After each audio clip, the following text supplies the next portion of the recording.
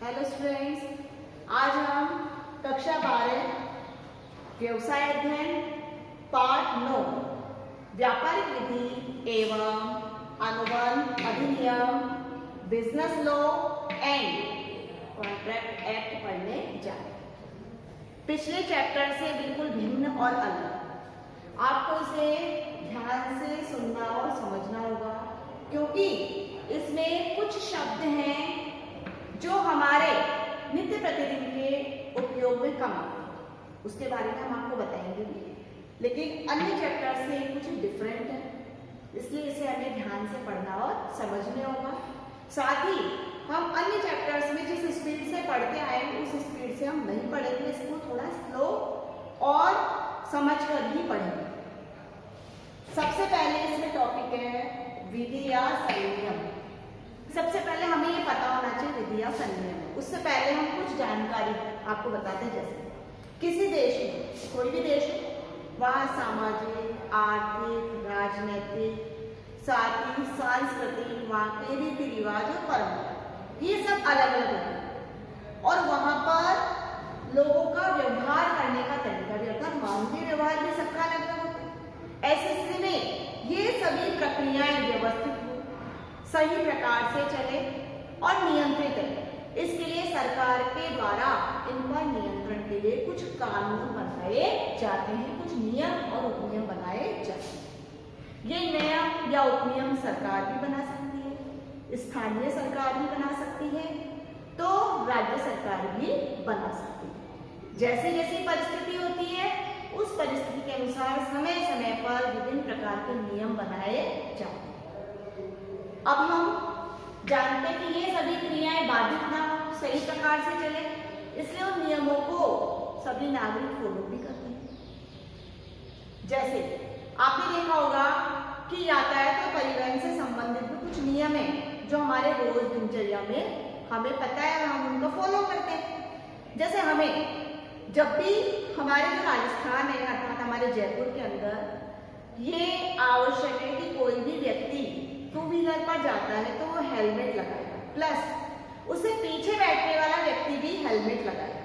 यदि वह हेलमेट नहीं लगाता है तो कानूनन ये जुर्म है, अर्थात उसके ऊपर पेनल्टी ली जाती है। किसे? परिवहन अधिकारी जो भी हमारे यातायात को देखने वाले हैं वो आपका पर क्या काट देते हैं, चालान। 4 व्हीलर में जा रहे हैं तो बेल्ट लगाना आवश्यक। अर्थात ये क्यों नियम लागू हुआ? नियम इसलिए लागू हुआ क्योंकि बहुत अधिक मात्रा में दुर्घटनाएं हो रही थी। उन दुर्घटनाओं में मानवीय क्षति अधिक हो रही थी, अर्थात ब्रेन में भी बहुत ज्यादा चोट लग रही थी। उसके बचाव के लिए हेलमेट का यूज बताया गया। गाड़ी से भी एक्सीडेंट्स हो रहे थे, इसलिए बताया गया कि बेल्ट लगाएंगे, सीट बेल्ट से ड्राइवर की सीट यानी व्यक्ति आगे नहीं टकराएगा और फिक्स रहेगा सीट पर। तो एक्सीडेंट होने पर चोट लगने के चांस तो हैं, लेकिन थोड़ा उन चांसेस को कम, यानी चोट तो लगेगी लेकिन गहरी ना लगे, इसलिए इस प्रकार के नियम बनाए जाते हैं। आपने देखा होगा जैसे हम 2 व्हीलर या 4 व्हीलर खरीदते हैं तो जैसे उसको शोरूम से बाहर आना उससे पहले उसका क्या करवाया जाता है, इंश्योरेंस। ये भी नियम बना हुआ है। और लोग, प्रत्येक व्यक्ति जब भी इसको खरीदता है तो क्या करता है, लाइसेंस बनवाता है, लाइसेंस भी बनवाता है प्लस इंश्योरेंस भी करवाता है। बिना लाइसेंस वालों को 2 व्हीलर या 4 व्हीलर चलाना अलाउड नहीं है। उसके लिए उनका पहले टेस्ट भी होता है और वो पास होते हैं तो ही उन्हें लाइसेंस मिली जाती है। तो ये सभी नियम और कानून हैं जिनको प्रत्येक व्यक्ति फॉलो करता है। अब हम पढ़ेंगे विधि या संनियम का अर्थ। विधि, जिसको हम लॉ कहते हैं, क्या है? किसी भी देश, राज्य या स्थानीय सरकार द्वारा सामाजिक, आर्थिक, राजनीतिक क्षेत्र में मानवीय व्यवहार को व्यवस्थित करने के लिए, नियंत्रित करने के लिए नियम, उपनियम और वैधानिक प्रक्रियाएं, जिन्हें हम कहते हैं संनियम या राजनीति। समझ आ गया? हम सभी जानते हैं कि हमारे हर देश में ये पर्यावरण, वातावरण मिलेगा, सामाजिक में मिलेगा, आर्थिक में मिलेगा, राजनीतिक में। इन सबको करने वाला, यानी इन सब में व्यवहार करने वाला कौन है? मनुष्य। तो इस मनुष्य के व्यवहार को नियंत्रित और व्यवस्थित करने के लिए सरकार के द्वारा, चाहे वो कोई भी सरकार हो, स्थानीय सरकार हो, किसी देश की सरकार हो या राज्य सरकार, उनके द्वारा कुछ नियम और उपनियम बनाए जाते हैं, जिन्हें हम संनियम या राजनियम के नाम से भी जानते हैं। अब है व्यापारिक विधि, अर्थात व्यापार करने के लिए भी समय समय पर विभिन्न प्रकार के क्या बनाए गए हैं, लॉज, कानून बनाए गए हैं, विधि बनाई गई है। तो व्यापारिक विधि क्या है समझिए।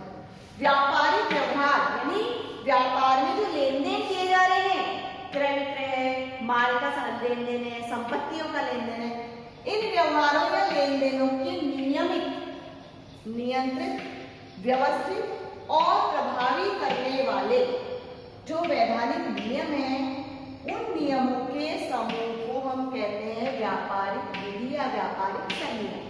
क्यों आवश्यकता पड़ती है समझो। आवश्यकता इसलिए पड़ती है क्योंकि व्यापार में प्रत्येक दिन किसी न किसी प्रकार से लेन देन या व्यवहार किए जाते हैं। कभी माल को खरीदने के लिए, कभी रॉ मटेरियल को खरीदने के लिए, कभी मशीन को खरीदने के लिए, कभी भूमि और भवन का किराया देने के लिए। तो हर कार्य के लिए व्यवहार अर्थात लेन देन के लिए व्यवहार अनुबंध किए जाते हैं। इन अनुबंधों को करने के साथ साथ यदि कोई व्यक्ति उन अनुबंधों को बीच में ही तोड़ देता है, तो ऐसी स्थिति में सामने वाले अपने उस क्षतिपूर्ति का नुकसान किसकी मदद से लेंगे, क्षतिपूर्ति किससे लेंगे उस नुकसान की, व्यापारिक संनियमों के। जैसे एक व्यक्ति ने माल खरीदने के लिए फैक्ट्री में ऑर्डर दे दिया कि मुझे इतने लाख का इतने पीस ये माल है वो मुझे आपसे क्रय करना है, ठीक है। निर्माता ने माल को निर्मित करने का कार्य शुरू कर दिया, जिसमें लागत भी लगी, खर्चा पूरा है। एंड टाइम पर अगर वह क्रेता उस माल को लेने से इनकार कर देता है, तो ऐसे में उस निर्माता के पास किसका सहारा रहेगा, कानून का, और वह उस कानून के सहारे अपने पास जो भी खर्च हुआ उस खर्च की क्षतिपूर्ति प्राप्त करेगा। इसलिए व्यापार के अंदर जितने भी लेन देन किए जाते हैं वो सभी नियंत्रित हों, किसी प्रकार का किसी के साथ धोखा नहीं हो, इसलिए इस प्रकार के नियम बनाए जाते हैं। व्यापारिक जो नियम बनाए गए हैं यानी व्यापारिक विधि के जो विभिन्न स्रोत, इन स्रोतों के माध्यम से व्यापारिक व्यवहार किए जाते हैं। कौन कौन से हैं? भारतीय अनुबंध अधिनियम 1872। जब भी कोई अनुबंध किए जाते हैं तो अनुबंध का जो एक्ट है 1872 के जो नियम है उसके अनुसार अनुबंध किए जाते हैं। वस्तु विक्रय अधिनियम 1930 यानी वस्तुओं को बेचने से संबंधित अधिनियम। भारतीय साझेदारी अधिनियम 1932 जो कि आप 12th में अकाउंट्स में पढ़ रहे हैं और आगे भी पढ़ोगे।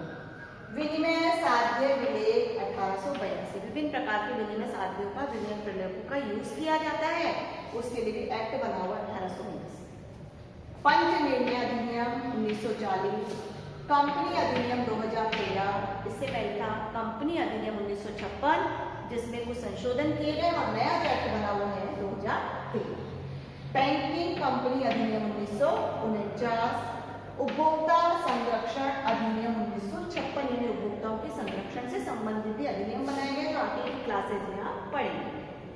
आवश्यक वस्तु अधिनियम 1955, औद्योगिक संनियम, श्रम अधिनियम, बीमा अधिनियम, सेवी अधिनियम, विदेशी विनिमय प्रबंध अधिनियम 1999, पेटेंट, ट्रेडमार्क और कॉपीराइट अधिनियम, सूचना प्रौद्योगिकी अधिनियम, माल परिवहन संबंधी अधिनियम।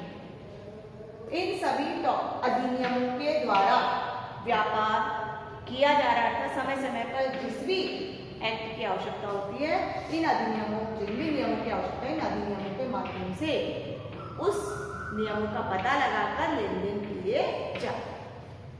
इतना बुक से भी एक बार अच्छे से पढ़िए, समझिए, क्योंकि इसको बार बार आपको पढ़ना होगा, समझना होगा। ये टॉपिक हमारा पिछले से डिफरेंट है, इसलिए आवश्यक है कि हम इसको ध्यान से पढ़ें, सुने और समझें। Okay, thanks.